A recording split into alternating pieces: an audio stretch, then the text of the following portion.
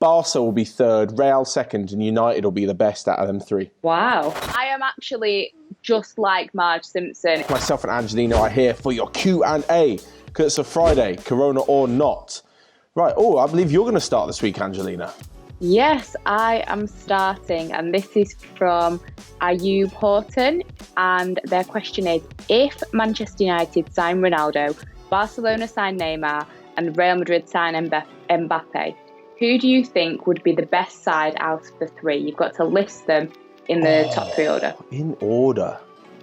So Ronaldo back to United, Barca, yeah. Neymar back to Barca, and Mbappe to Real. Yeah, oddly enough, I'm thinking Man United. I know Real Madrid have got some good youngsters coming through, for sure, 100%, and Mbappe would lead that charge as, one of the best wonder kids to ever burst on the scene. Barca back to Neymar, I think it'll be amazing because he's a great player and his link up with Messi, but it may cause, just yet another player who they're dependent on. I know what you mean. There's this sort of thing where they just basically rely on Messi to get them out of jail. And if not him, they'll rely on Neymar, but the rest of their squad still needs a bit of changing. And same thing with Real Madrid. Not really relying on someone as much. But I feel like Vinicius has a lot on his shoulders. I'm actually going to go Barca will be third, Real second, and United will be the best out of them three. Wow, okay.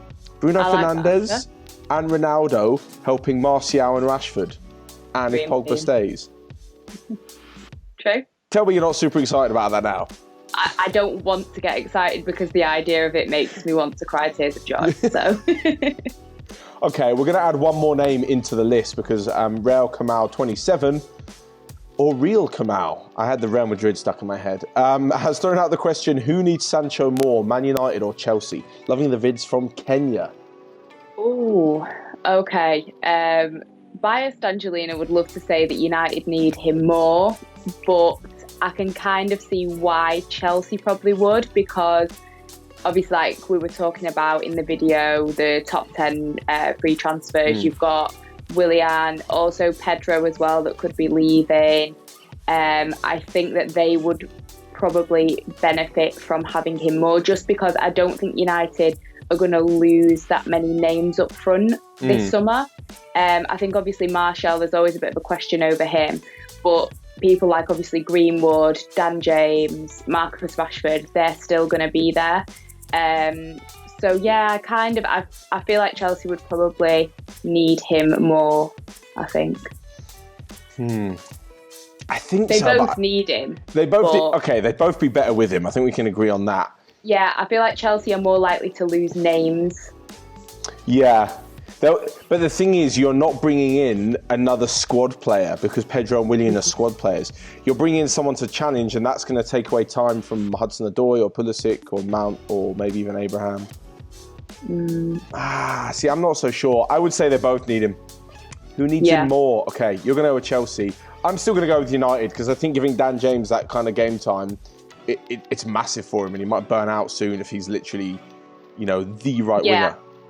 I think that's one thing he probably needs somebody else, because we've seen this season he's kind of burnt out. But speaking of big names, I've got a question for you from AE saying who's better in form Hazard? Oh no, sorry, I've had that wrong. Who's better? So in form Hazard, in form Mane, or in form Neymar? Can't really remember what an informed Hazard looks like. Nah, I'm not throwing shade in Hazard. We spoke about this a few days ago. I'm going to say that informed Neymar is the best player in terms of ability-wise, because he just is the third best player in the world behind Messi and Ronaldo. What he can do with the football and how he can change football games is absolutely phenomenal. Having said that, informed Mane is unbelievable, and right up there with the best winger / forward in the world, considering that he is a left winger and scoring the goals that he scores and kind of filling in for when Salah goes off the ball a little bit.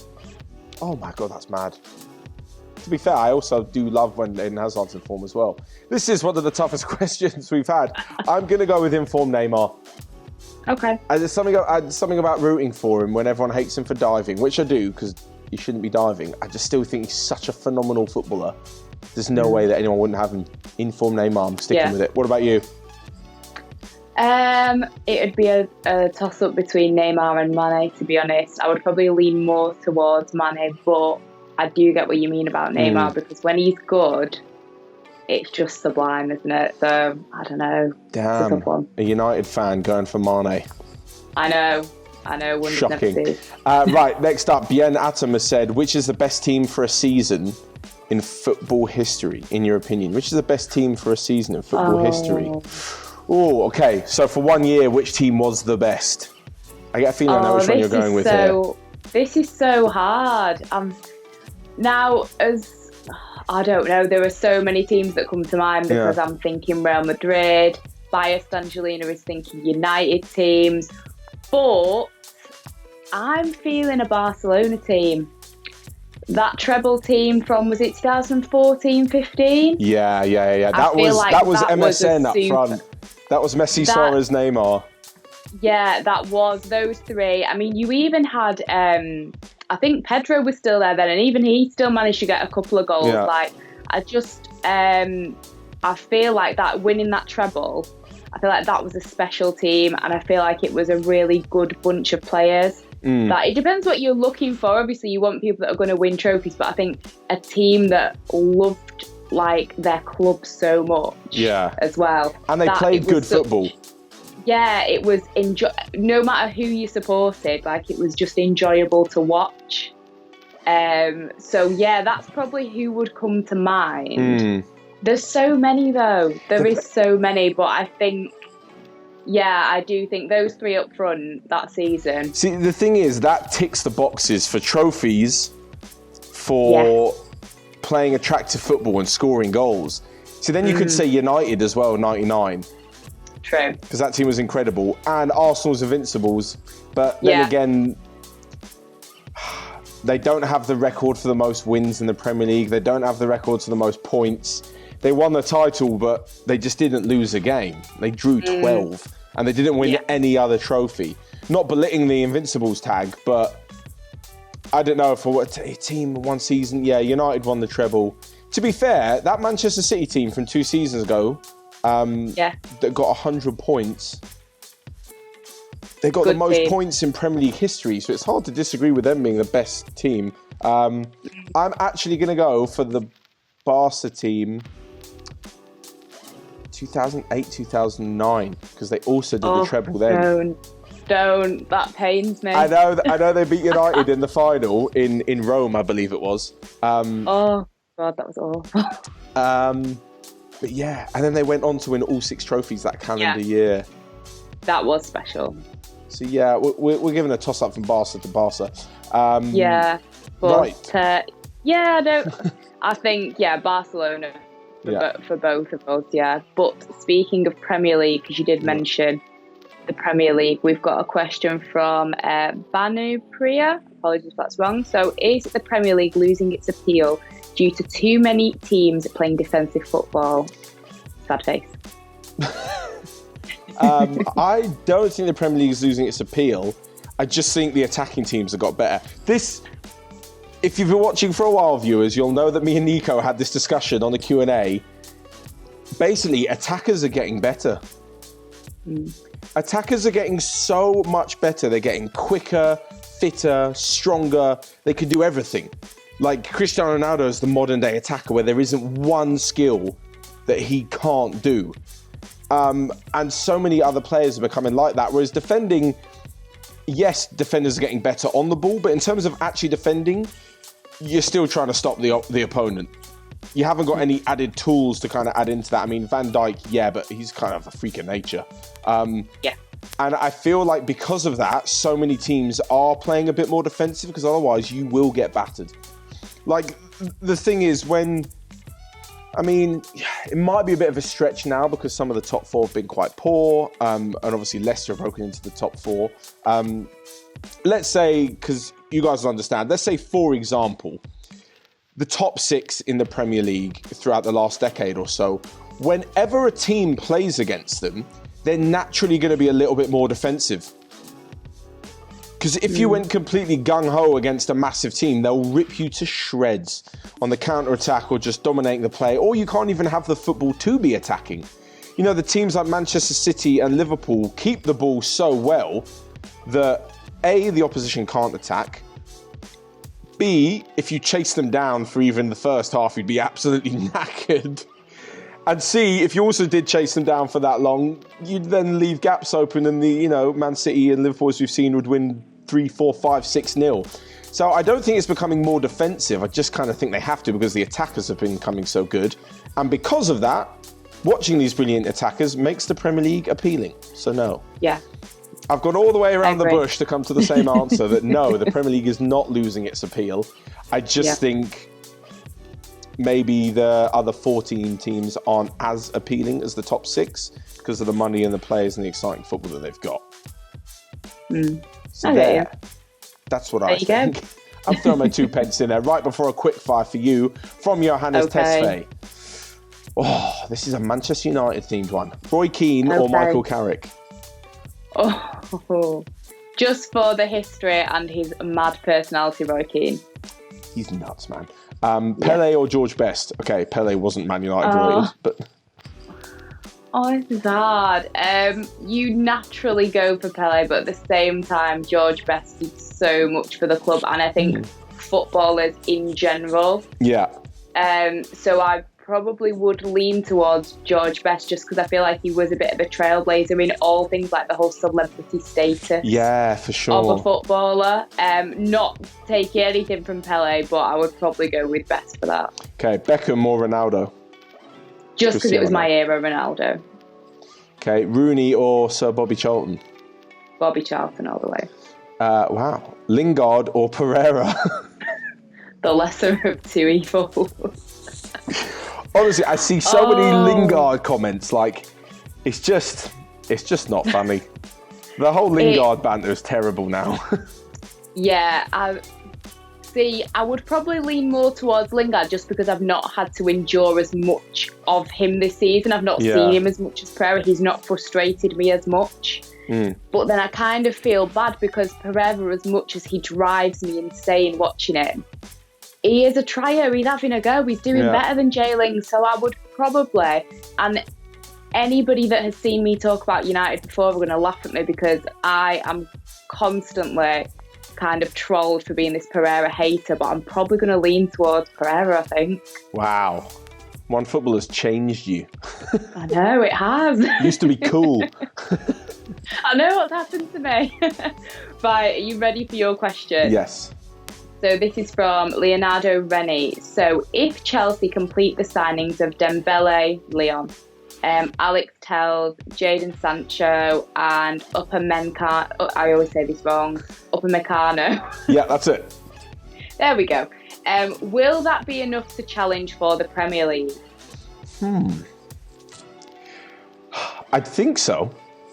I'd certainly think so. I'm winning the Premier League. We've seen the standards that City and Liverpool have set, and to try and get to 90, 100 points is insane. An insane target. In terms of challenging and keeping up with them, because they're identifying Alex Telles is a brilliant left-back from Porto, and they're identifying their weakness in left-back. Jadon Sancho is a phenomenal player. Dembele can really help to push Tammy Abraham and fill in for him, or even take over his spot. He's brilliant. And Upamecano is a quality centre-back. I think Chelsea do have some very good centre-backs at the moment as well, but adding more quality is never going to be harmful. I think that would definitely be enough to challenge. And given the fact that I feel like Chelsea are a team where not too many key players are going to be leaving. Like as you mentioned before with Pedro and Willian, the squad players might leave. But in terms of building for the future, like key players will be staying at that club. So those 4 signings, you're going to be adding on to Hudson-Odoi, to Mount, to Kante, Kovacic, Reece James. Like you're going to be adding this squad together. It's not going to be... I can't see anyone being sold from Chelsea. I mean... There's not even anyone. I can't see anyone leaving. So I think if you added them into their squad, they'd be mint. They'd be so good. I mean they're not too far off. Kind of that gap in that kind of bridge. So I agree. I think those signings would catapult them 100%.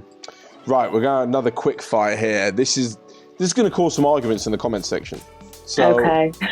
get in there, people. Right, Big Buster Brown, always dropping some fire questions on us. Quick fire, agree or disagree with these statements? Right, I'm going to call it out, and we're both going to just say one after the other. Kevin De Bruyne is the best midfielder in the world. Pains me, but I kind of agree. Oh, that pains me. Agreeing. That hurts my soul. I'm agreeing. Big Buster. Right, Lewandowski is the best forward in the world. Disagree. I agree. I think he is Ballon d'Or winner for me. Man United will get top 4. When? Like in about 10 years? This season, obviously, depending what happens, disagree. Next season, I'm going to be positive and say agree, why not? But I'm going to go disagree. Yeah. Right, Haaland will go to an English club.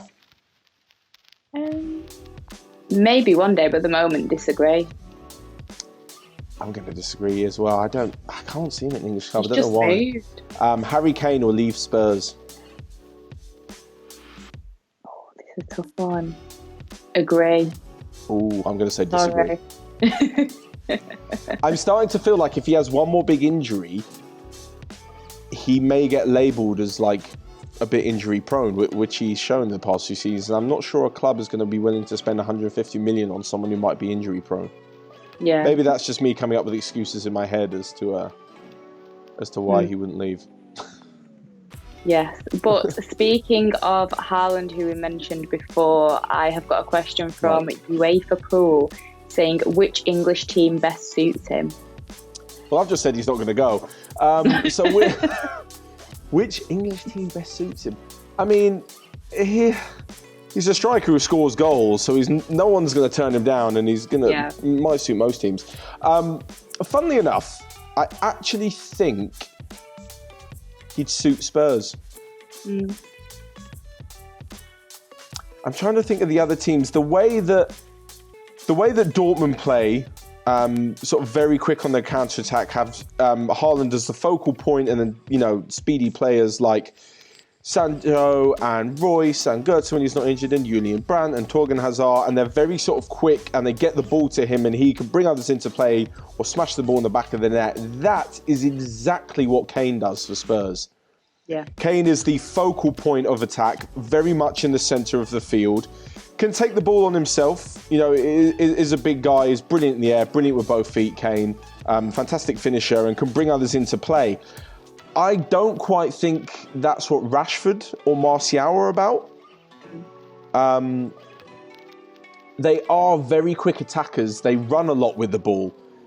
They dribble a lot with the ball. I think for Manchester City, Aguero is very good at this kind of sharp turn of pace or quick bit of movement that sniffs him out the goals inside the box. And I think Haaland can definitely do that for sure. I just think I see a few similarities in the way that he plays and Harry Kane plays. And at Liverpool, they're very much a sort of nimble, quick attack who find themselves everywhere. Firmino, Salah and Mane really do move around, find themselves in all different attacking positions and filling in for one another. I'm not so sure that's what Haaland's about. He's very much a centre, forward, up top, in the middle, being the focal point. So yeah, I think... Yeah, I would not because of a Spurs bias at all. No. I would say in terms of the top teams in England, maybe he'd fit in at Spurs just because of his similarities to Kane. I'm not saying Spurs. Yeah. I don't think Spurs would sign him. I don't think he'd want to join Spurs or Mourinho, or they'd pay the money for him. But I'm making my case as a football fan here. Yeah. Right. Amateur analysis up next, saying he's a diehard Man United fan. So they've got to ask, after the 11 games unbeaten streak, did Manchester United seem like one of the strongest in Europe? And do you think that the quarantine and the ban on football will slow down Man United when the competitions eventually start again? Okay. Strongest in Europe, I probably wouldn't go that far, just because, not denying that the 11 games unbeaten wasn't amazing, especially with United's form, the first half of the season. But a lot of those wins, obviously there were 2 wins against City, there were wins in the Europa League, but a lot of them were kind of more lower down teams, like Watford was in there and teams like that. So for Shots United, fired, Watford fans. Yeah, sorry, Watford fans. Was this the Watford that beat Liverpool? Yeah. That Watford. Okay. Yeah, that one. But still, you know what? The I know table what you does mean. not lie. I know what you mean. Yeah, it does not lie. But yeah, I just feel like it was, great to see them on an unbeaten run. I think it made them strong. Yeah, 100%. A strong team in England during that period. Europe, I probably wouldn't say so. But not denying that it was, for United, a very, very good unbeaten run. It came, all of this, the quarantine, the isolation, all this stuff, the football stopping, came at a horrible time for United. The momentum. And it's weird because it's kind of like a similar time of year when obviously we beat PSG the year before, or the season before. It's kind of that time of year for some reason. United seems to kind of sort themselves out. It's very bizarre. But yeah, we were finding a bit of form. Obviously, we've got Igalo, Fernandez in, and it seemed like the team were really gelling. So I think it could potentially hinder us because I think it's going to hinder every Premier League team because, they're not going to be training together. I know that Pogba had a few people around at his house training, like Lindelof and stuff, but obviously I am sure that is not happening anymore. Yeah. So they're not training together. There's going to be a bit of an issue for every team. So I think for United, I think it will maybe slow them down a little bit. It might take them a game or two to find the form again, but I'm very, very confident that they will continue with that form. Might take them a game or two, might be a little bit shaky, as it probably will be for many teams, but I think that they can find the form again. You know what's funny about it is that it came at a great time for Spurs because the next game is Tottenham Manchester United. Yeah. So whenever the Premier League comes back, that's the first game. Yeah. And yeah, hopefully Spurs will have a few players back by then. Because otherwise it came at a terrible time. Right. Oh, right. Your next question is from Cosmin Dimitri. So, this is a good one. If you could choose to be a pro in any sport except football, which one would it be and why? Ooh, a pro in any sport. It's funny, I don't actually like too many other sports. I would say rugby, because that's probably the sport I like probably the most behind football. Plus, rugby is kind of, good team sport like football is. Lot of camaraderie, and it's certainly fun to play. Aside from that, I'd probably go for something wacky, something else like downhill skiing, or like the ski jump at the Winter Olympics. Looks so much fun.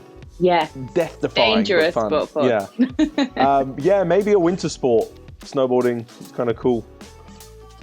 I don't know. I couldn't really get into anything else. I'm not like tennis or cricket's okay. Cricket's all right.